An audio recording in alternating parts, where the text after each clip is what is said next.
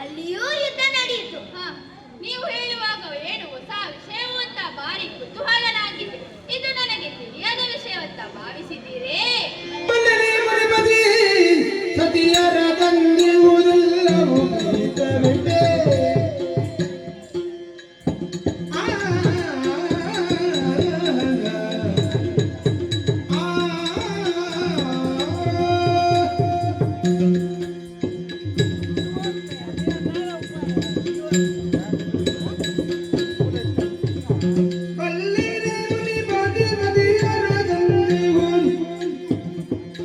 ಎಲ್ಲವೂ ವಿಹಿತವಿದೆ.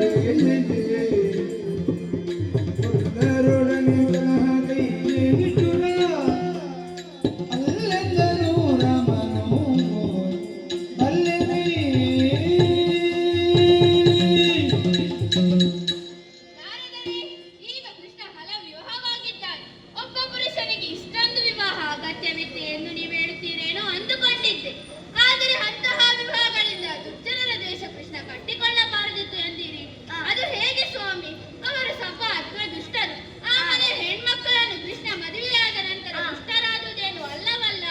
ಯೋಚಿಸಿ ನೋಡಿ ಸ್ವಾಮಿ, ಕೇವಲ ಹೆಣ್ಣನ್ನು ಮಾತ್ರ ಪಡೆಯುವ ಉದ್ದೇಶ ಕೃಷ್ಣನದ್ದಾಗಿದ್ದರೆ ನೀವು ಹೇಳುವುದು ಸರಿ. ಹಲದರ ಇಲ್ಲಿವರೆಗೆ ನಾನು ಹಲದರ ಲಾಲಿಸು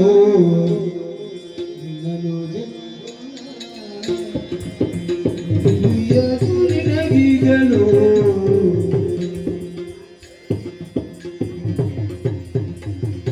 ಇಲೆಯೆಲ್ಲ ತುಂಬಿರುವುದೊಂದ ಪವನವ, ಇಲೆಯೆಲ್ಲ ತುಂಬಿರುವುದೊಂದ ಪವನವ ಕಳೆದಿದ ಶ್ರೀಕೃಷ್ಣನು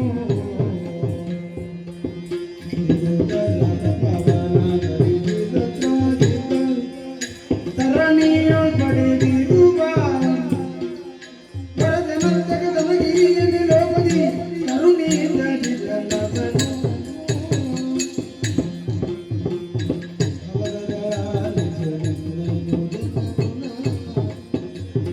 ತಿಳಿಯದು ನಿನಗೀಗಲೋ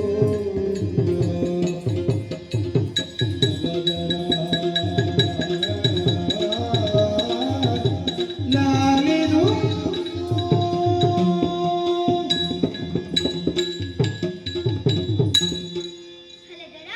ಇಲ್ಲಿವರೆಗೆ ನಾನು ಹೇಳಿದ್ದು ಹೊರಗಿನವರ ವಿಚಾರವಾದರೆ ಕೃಷ್ಣನ ಸಂಬಂಧ ಬಂಧುಗಳ ಹತ್ರ ಕೂಡ ಸರಿಯಾಗಿ ಇಲ್ಲವಂತೆ. ನಿನಗೆ ಅವನ ವ್ಯವಹಾರಗಳ ಬಗ್ಗೆ ಪೂರ್ಣ ಅರಿವಿಲ್ಲ. ಹೆಚ್ಚು ದೂರದವನಲ್ಲ. ನಿಮ್ಮವನೇ ಆದ ಸತ್ರಾಜಿತನ ಬಗ್ಗೆ ತಿಳಿಯಬೇಕಲ್ಲ. ಗೊತ್ತಿಲ್ಲದೆ ಏನು ಸ್ವಾಮಿ? ಬೃಂದಾವನದ ದೊರೆ ನಮ್ಮ ಸಮಂತರೇ ಸದ್ಗುಣೆ. ಆತನ ಬಗ್ಗೆ ತಿಳಿಯದೆ ಏನು ಸ್ವಾಮಿ? ಅಂತವನಲ್ಲಿ ಕೃಷ್ಣ ಈಗ ವಿರೋಧ ಎಬ್ಬಿಸಿದನಂತೆ. ಸತ್ರಾಜಿತ ಸೂರ್ಯದೇವರಿಂದ ಪಡೆದ ಸಂನಂದಕೆ ಎಂಬ ಮಣಿಯನ್ನು ಕೃಷ್ಣ ಒಮ್ಮೆ ಕೇಳಿದನಂತೆ. ಆದರೆ ಸೂರ್ಯದೇವರಿಂದ ವರವಾಗಿ ಪಡೆದ ಮಣಿಯನ್ನು ಕೊಡಲಾರೆ ಎಂದು ಹೇಳಿದನು. ಹಾಗಾಗಿ